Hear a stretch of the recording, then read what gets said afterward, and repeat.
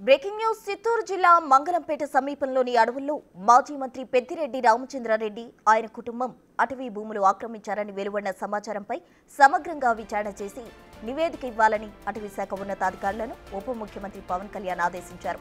అటవీ భూములు ఏ మేరకు ఆక్రమించారు, అక్కడ ఉన్న అడవులను ఏ విధంగా ధ్వంసం చేశారో విచారణ ఇవ్వాలన్నారు.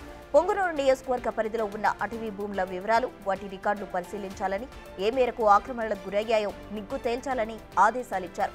అటవీ భూముల రికార్డులు ఎక్కడైనా తారుమారు చేశారా, చేసిన పక్షంలో అందుకు బాధ్యులెవరు, తద్వారా లబ్ధి పొందింది ఎవరు అనేది నివేదిక ఇవ్వాలని ఆర్డర్స్ ఇచ్చారు డిప్యూటీ సీఎం.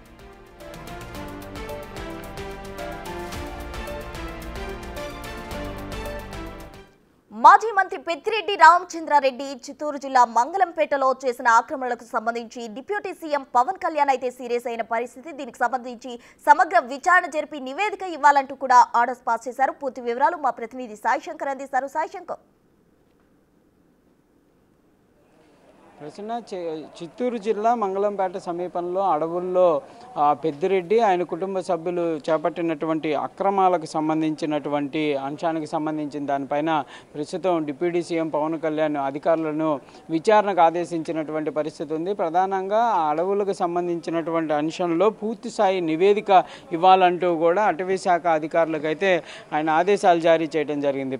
గతంలో అనేక సార్లు కూడా పెద్దిరెడ్డి కుటుంబానికి సంబంధించి చిత్తూరు జిల్లాలో అడవులకు సంబంధించి అక్రమంగా అక్కడ కలపను తరలించడంతో పాటు అక్కడ ఉన్నటువంటి వృక్షాలను కూడా పూర్తిగా ధ్వంసం చేస్తున్నటువంటి పరిస్థితి ఉంది అనే విధంగా కూడా అనేక ఆరోపణలు వచ్చినటువంటి పరిస్థితులు ఉన్నాయి. ప్రస్తుతం దానికి సంబంధించినటువంటి పొంగునూరు నియోజకవర్గం పరిధిలో ఉన్నటువంటి అటవీ భూములకు సంబంధించినటువంటి రికార్డులు, వాటికి సంబంధించి అసలు అటవీ భూములు ఎంతవరకు ఉన్నాయి, ఆ వాటిల్లో వీళ్ళు ఎంతవరకు ఆక్రమించడం జరిగింది, ఆక్రమణకు సంబంధించినటువంటి అంశంలో ఆ భూములు ఏమన్నా ఎవరి పేరు మీదన్నా మార్చడం జరిగిందా, లేకపోతే అటవీ శాఖ కిందే ఉంచడం జరిగిందా, వీళ్ళు ఏ విధంగా వాటిని ఆక్రమించడం జరిగింది అనే దానికి సంబంధించినటువంటి అంశాలను కూడా పూర్తి స్థాయిలో కూడా అక్రమాలకు సంబంధించి నిగ్గు తేల్చాలంటూ కూడా డిప్యూటీ సీఎం పవన్ కళ్యాణ్ అయితే ఆదేశించారు. దాంతోపాటు అటవీ శాఖ భూములకు సంబంధించి అసలు అక్కడ అక్రమాలకు జరుగుతున్నప్పుడు ఎందుకు అధికారులు నిర్లక్ష్యం వహించడం జరిగింది అనే దానికి సంబంధించి అటవీ భూములకు సంబంధించి రికార్డులు ఏవైతే ఉన్నాయో అవన్నీ కూడా తారుమారు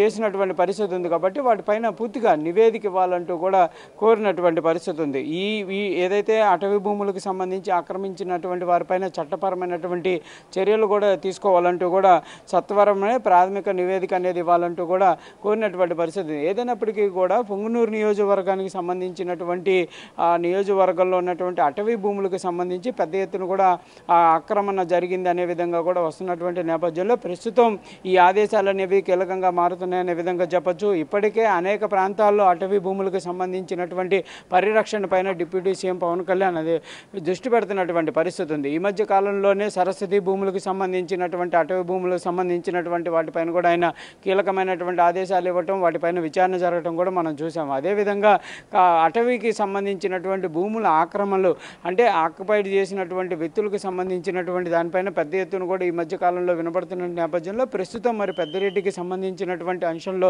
ఏ విధంగా ముందుకు వెళ్తారనేది చూడాలి. ఎంతమేరకు అటవీ భూమి అనేది ఆక్రమణకు గురైంది అనే విధంగా కూడా నివేదిక అయితే రావాల్సినటువంటి పరిస్థితులు ఉన్నాయి. మొత్తంగా మరి అక్కడ అధికారులు ఎంతవరకు ఈ విచారణ అనేది ముందుకు సాగేటటువంటి పరిస్థితులు ఉంటాయో చూడాలి.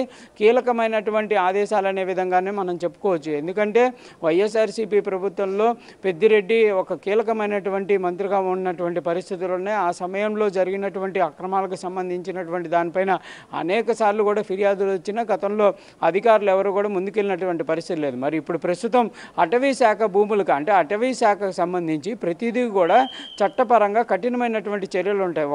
అక్కడ ఉన్నటువంటి కనీసం ఒక చెట్టుని తీసుకెళ్ళినా కూడా దానికి అటవీ శాఖ ఒక పర్మిషన్ కంపల్సరీగా కావాల్సినటువంటి పరిస్థితులు ఉంటాయి. అలాంటి నేపథ్యంలో అటవీ శాఖకు సంబంధించినటువంటి భూముల్ని పెద్ద ఎత్తున ఆక్రమించడం అంటే చాలా పెద్ద విషయం అనే విధంగా చెప్పచ్చు. మరి దీనికి కఠినమైనటువంటి చర్యలు ఉంటాయి, కఠినమైనటువంటి చట్టాలు ఉంటాయి అనే విధంగా కూడా గతంలో అటవీ శాఖ మంత్రిగా పవన్ కళ్యాణ్ కూడా అనేక సార్లు చెప్పినటువంటి పరిస్థితి ఉంది. మరి ఇప్పుడు ఈ అక్రమాలకు సంబంధించినటువంటి అంశాలు కనుక నివేదిక కనుక వస్తే కంపల్సరీగా వారిపైన చర్యలు కూడా ఉండేటటువంటి అవకాశాలు కూడా స్పష్టంగా కనిపిస్తున్నాయి. మరి దీనికి సంబంధించి అధికారులు అయితే ఇప్పుడు ఆదేశాలు వచ్చినాయి కాబట్టి కంపల్సరీగా రేపటి నుంచి అటవీ శాఖకు సంబంధించి అక్కడ ఉన్నటువంటి పొంగనూరు నియోజకవర్గంలో ఏదైతే ఆక్రమణకు గురైనటువంటి అటవీ ప్రాంతం ఉందో ఆ ప్రాంతం అంతా కూడా సర్వే చేసేటటువంటి అవకాశాలు ఉంటాయి. ఎంతవరకు అటవీ భూములు ఉన్నాయి, ఎంత ప్రభుత్వ భూములు ఉన్నాయి అనే దానిపైన కూడా పూర్తి స్థాయి అయితే నివేదిక అయితే వచ్చేటటువంటి అవకాశాలు కనిపిస్తున్నాయి. మరి కంపల్సరీగా అటవీ శాఖకు సంబంధించి భూములు కనుక వాళ్ళు ఆక్రమించినట్లు కనుక తేలితే